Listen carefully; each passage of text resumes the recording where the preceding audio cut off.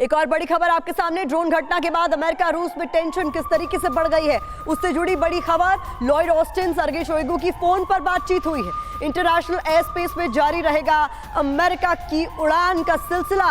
ये Lloyd Austin की तरफ से साफ कर दिया गया है। उकसाने वाली थी अमेरिकी ड्रोन की उड़ान, ये सर्गे शोइगु ने कहा। इन दोनों के बीच क्या कॉन्वर्सेशन हुआ ये हम आपको बता रहे हैं। ड्रोन घटना एयर स्पेस के उल्लंघन का परिणाम है, ये शोइगु की तरफ से कहा गया है। तो अमेरिका और रूस में टेंशन हाई है। इस दौरान जब दो प्रतिनिधियों की आपस में बातचीत हुई है तो दोनों की तरफ से इस पूरे मामले पर क्या कुछ कहा गया है ये हम आपको बता रहे हैं। तो पेंटागन की शिकायत है और रूस की हिदायत है। क्या कुछ कहा गया है ये समझाने की कोशिश अब हम आपको करेंगे इंफॉर्मेशन वॉल के जरिए। किस तरीके से यहाँ पर टेंशन बढ़ता हुआ इसको आपको समझना होगा। ये दो जो प्रतिनिधि इन्होंने बात की है, जिस तरीके के हालात ब्लैक सी में बन गए थे उसके बाद, और क्या हुआ है ब्लैक सी में ड्रोन घटना के बाद लॉयड ऑस्टिन ने सर्गे शोइगु से फोन पर बातचीत की है और उसके बाद क्या। फ्रीडम ऐप से सीखकर क्या आप टेराकोटा के गहने बनाते हैं? अगर ऐसा है तो आप अपने टेराकोटा गहनों को 1 करोड़ फ्रीडम ऐप के जो ग्राहक हैं उन्हें बिना किसी खर्चे के आप उसे बेच सकते हैं। हुआ इसको समझिए। रूस की ओर से घोषित एयर स्पेस के उल्लंघन की वजह से हुई घटना,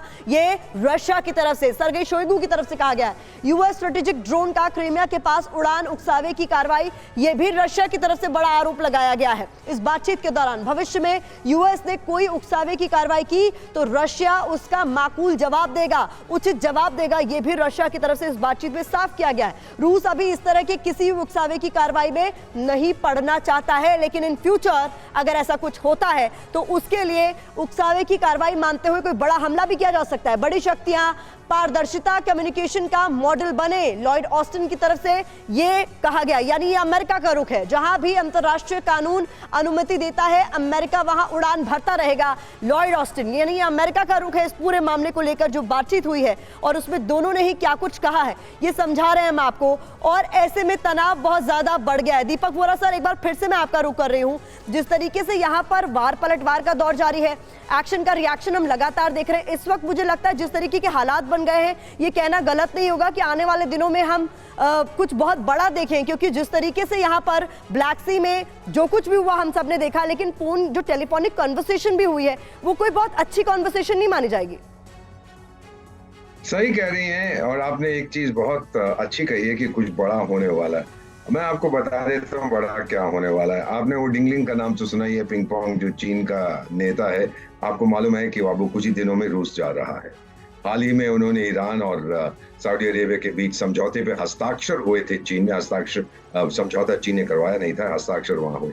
अब वो जाके और फिर अब ज़ेलेंस्की से भी ये बात करेगा डिंगलिंग, यही कहेगा कि टाइगर अब तू साइन कर दे एग्रीमेंट पुतिन के साथ और सब खत्म करो, और फिर जो कुछ पैसा लगाना है रीबिल्डिंग के लिए वो मैं दूंगा। और इसका मतलब अंतर्राष्ट्रीय स्तर पर यह होगा कि अंकल सैम अमेरिका अब खत्म हो गया, अंकल टिंगलिंग अब उसकी जगह पे आ गया। ये इस शताब्दी का सबसे बड़ा डिप्लोमेटिक coup होगा अगर ये हो जाता। मुझे लगता है ये होगा, इसीलिए पश्चिमी देश और अभी क्राइमिया भी चाहिए, ये भी चाहिए, वो भी चाहिए, अपना दबाव बढ़ा रहे हैं। मुझे लगता है कि ज़ेलेंस्की शायद अब मान जाए समझौता करने के लिए। जी, बहुत बड़ी बात आप कह रहे हैं दीपक वोरा सर। इस बीच एक और बड़ी खबर का हम लोग करने जा रहे हैं, जो ब्लैक सी की घटना पर ही एक बड़े रिएक्शन के तौर पर देखा जा रहा है, क्योंकि रूस ने दे दी है गंभीर चेतावनी। रूस ने अमेरिका को बहुत बड़ी चेतावनी दी है, और वो क्या है, न्यूट्रल एयर स्पेस में रशियन एयरक्राफ्ट पर ना हो अटैक। रशियन एयरक्राफ्ट पर अटैक हुआ तो इसे हम मानेंगे वॉर का ऐलान। अमेरिका में रशियन राजदूत की ओर से ये बहुत बड़ा बयान है जो सामने आया है, जिसपे सीधे सीधे चेतावनी दे दी गई है कि इसे वॉर का ऐलान माना जाएगा अगर ऐसा कुछ इन फ्यूचर दोबारा होता है तो ऐसे में कुछ और इंपॉर्टेंट इंफॉर्मेशन इससे जुड़ी हुई पहले आपके सामने रख देते हैं और फिर अपने मेहमानों का हम रुख करेंगे। देखिए, रूस की अमेरिका को डायरेक्ट वार्निंग क्या है यहाँ पर आपको समझना होगा।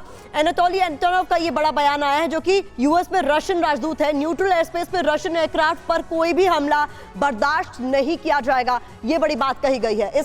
हम इसे दुनिया के सबसे बड़े न्यूक्लियर पावर के साथ युद्ध का ऐलान मानेंगे, ये बड़ी बात कही गई है अमेरिका की तरफ से, माफ कीजिएगा रशिया की तरफ से। रशियन प्लेन को शूट करने का यूएस सेनेटर लिंडसे ग्राहम का बयान हमें कबूल नहीं है, ये एतराज भी जताया गया है रशिया की तरफ से। कुछ लॉ मेकर्स कॉमन सेंस से बाहर जाकर बयानबाजी कर रहे हैं। ये रशियन राजदूत एंटोनोव का बयान आया है। निश्चित रूप से अमेरिकी यूएवी का गिरना पेंटागन के लिए शर्म की बात है। तो यहाँ पर जो बातें कही जा रही है वो कहीं ना कहीं अमेरिका के ऊपर भी तंज कस दिया गया है कि आपका जो ड्रोन है जिस तरीके से ब्लैक सी में उसे ध्वस्त किया गया है वो भी आपके लिए शर्म की बात है। लेकिन जिस तरीके से लगातार हम एक्शन देख रहे हैं जीडी बख्शी साहब, इस पर इस तरीके की बात कहना कि अब इसे सीधा वॉर मान लिया जाएगा अगर ऐसा कोई भी इंसिडेंट दोबारा होता है, उस पर अमेरिका अभी भी पीछे नहीं हट रहा। अमेरिका कह रहा है जो हम कर रहे हैं हम करते रहेंगे।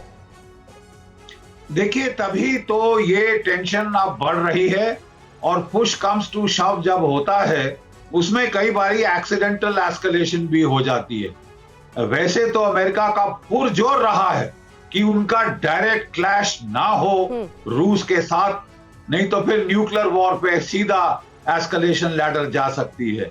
लेकिन जो ब्लैक सी में हो रहा है वो बहुत चिंता का मामला है। लगता है कि अब रूस अपना जो है ब्लॉकेड इसके बाद एनफोर्स करेगा। वो कह रहा है कि हम खत्म करेंगे ये जो डील है, ग्रेन डील जो जाने का था, और ब्लॉकेड करेंगे। और ये भी हो सकता है कि जो रूस का बड़ा काउंटर ऑफेंसिव जिसकी बड़ी देर से चर्चा हो रही है और जिसके लिए वो इंतजार कर रहे हैं कि जो स्प्रिंग का कीचड़ है वो वहां जम जाए और टैंकों के लिए ग्राउंड हार्डन हो जाए। उसके बाद एक जो जगह है प्रोस्पेक्टिव जहां पे हमला हो सकता है वो ओडेसा के पोर्ट की तरफ भी है जी। उसके लिए तो फिर ब्लैक सी फ्लीट बहुत भारी मात्रा में उसको आना पड़ेगा। अब किस तरफ रूस हमला करता है, क्या वो झांसा दे रहा है, क्या वो डिसेप्शन ऑपरेशंस कर रहा है, उसके जो ऑप्शंस हैं वो 3 है। एक, वो डॉनबास में ताकत लगा दे पूरी। नंबर 2, वो ज़ापोरिज़िया से नॉर्थ की तरफ जाए और जो दनीपर रिवर बेंड है उस पे पीछे आकर काटने की कोशिश करे। एक अटकल लगाई जा रही थी कि दोबारा कहीं पे हमला हो सकता है। और चौथा ऑप्शन है ओडेसा की तरफ, मोल्डोवा की तरफ, ओडेसा की तरफ। तो अब देखना है कि क्या करती है रूस की फौज, और जरूर वो अपना कार्ड्स दे रशिया प्लेइंग का अगला वेरी कदम क्लोज क्या टू देयर होगा ये चेस्ट। देखने वाली बात होगी। बहुत महत्वपूर्ण पॉइंट जीडी बख्शी साहब आप रख रहे हैं। फ्रीडम ऐप से सीखकर क्या आप टेराकोटा के गहने बनाते हैं? अगर ऐसा है तो आप अपने टेराकोटा गहनों को 1 करोड़ फ्रीडम ऐप के जो ग्राहक हैं उन्हें बिना किसी खर्चे के आप उसे बेच सकते हैं।